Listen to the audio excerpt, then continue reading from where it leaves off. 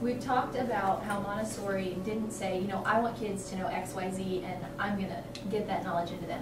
She started by looking at children and how they learn. She wanted the items in her classroom to respond to the way human beings develop naturally. We want to start each evening by addressing the question, how do these materials respond to the way human beings naturally develop? In that first plane, the child is like a camera, especially in the first 3 years. From 0 to 3, the children take in this snapshot of their world. So all of their experiences are leaving these impressions. They're indelible, like they never leave them. You sitting here have the impressions from when you were born to the age of 3 and on to the age of 6, but particularly through birth through 3. So you've taken all those in, and it's created who you are. It's created your intelligence. And then when they become 2.5, 3 years old, they become a bit more conscious. They're beginning to classify and order and organize all of these experiences that they've had thus far in their life.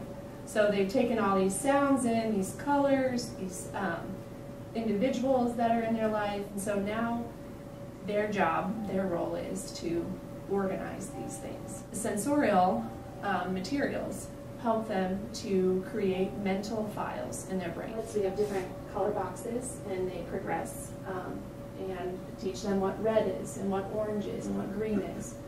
These materials are helping them to discriminate between different things, different sizes, like we said, different colors, different sounds, and it helps them to discriminate and refine. They're in a period of refinement of their senses and what this feels like and what that feels like.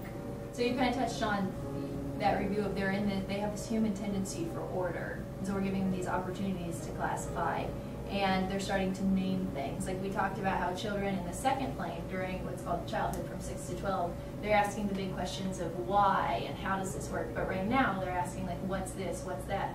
So we're giving them names. So they're going through and they are classifying, oh, these are all animals, these are my family, these are, you know, so they're putting things in these groups, and we're giving them opportunities to continue to do that. There's also this human tendency, believe it or not, for exactness and kind of a perfection. Not an OCD perfectionism, but that desire to be very precise. They're learning to coordinate their movements. They may be a little sloppy. When they do certain things, they may toss their toys. They may not appear interested in perfection. And they may not appear that way. They have this natural inclination to be exact and to order. And we see that with artists. You know, they Van Gogh and Degas and some of the artists that we're learning here, they would work and work and work at a piece of art until it became as perfect as they could get it to be. And we see the children doing that when they're working with the materials. They work at something until it's just right. So they're working with the pink tower, and it is off centered, or they don't get the right sizes at first. Like they try to put the smallest one on the bottom, or in between two of the medium-sized ones. But as they continue to practice at it, they become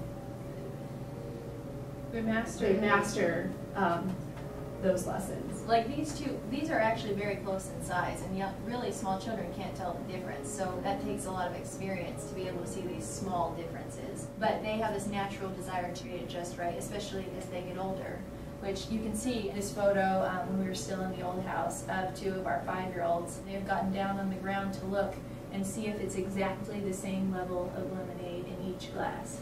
And we didn't tell them, hey, make sure you give the same amount, but they took that upon themselves. They want it to be very precise. So here we've got the red rods, and in just a minute Christy will show you what those are. But we've also got another set of rods that look identical, except they alternate red and blue. And those are showing numbers from 1 to 10. Well, these lead into that, and as they're working, they work with these and they're introduced to the number rods.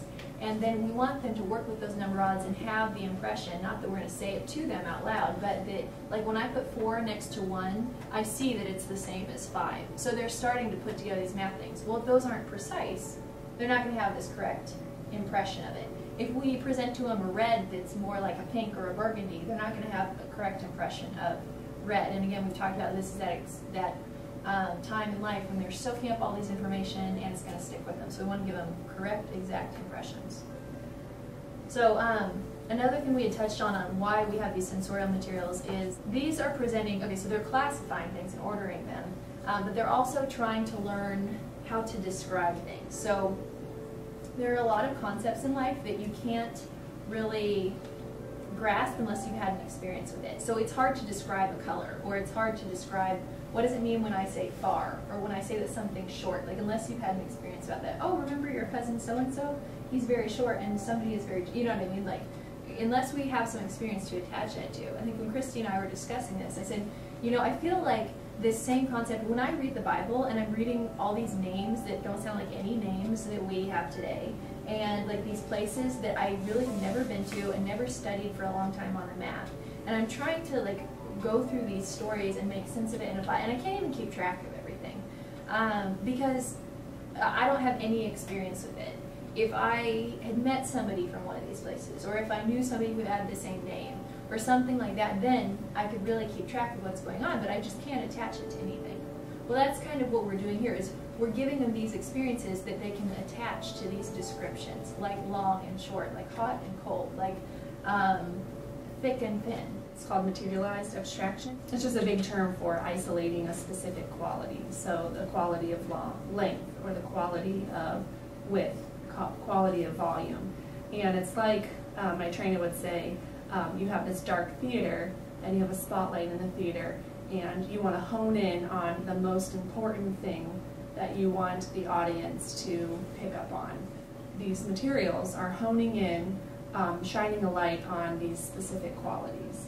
And so here, when we look at the geometric solids, you can see that they're all about the same size and the same color and the same, like one's not squishy and one's hard, you know what I mean? They're all roughly the same. So when we say, you know, this is an ovoid, no, this is an ellipsoid and this is an ovoid, the only thing that's different about them that could be identified as a difference is the shape. So they're not confused like we're talking about a color or, you know, squishy or anything like that. It's highlighting, like you can see the color tablets, the only thing that's different about them is the color. Red isn't bigger than blue. You know, yellow isn't squishy and pink is star-shaped, or you know what I mean? The only thing that's changing is the color. So it's really clear what we're talking about. So the red rods are a good example of this. They're giving an impression of long and short. I would start out for them, and I would place the longest rod. And again, we wouldn't be using any words because we don't want them to focus on what we're saying. We want them to focus on the quality or this concept that we want them to gain. And so I'd move this and I'd really accentuate,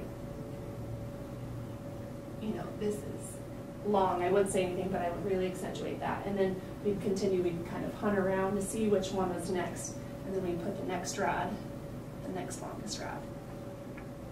And I would do the same thing. And so we'd build the rod all the way from the longest to the shortest.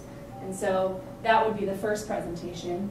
And then after some time that they've had substantial work with it, there's lots of different exercises we can do with it, but then we would start including the language. We would introduce the language to them. So first they have this sensorial experience, this concrete, hands-on. I can feel it, I can see it. It becomes a part of who they are.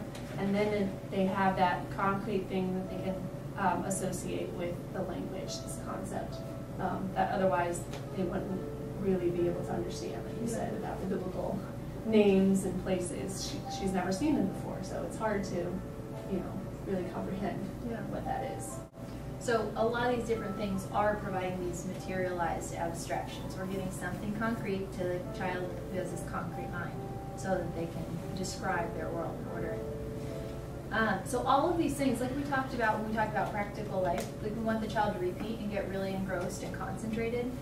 So these things all invite the child to repeat and do them over and over. In fact, there's a very famous Montessori story of the child who did the same activity like 30 or 40 times. That was actually these right here, which are the cylinder blocks.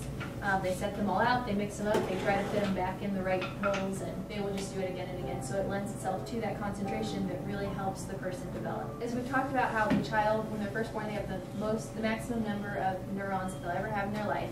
And when they learn something, it makes a neuron connection.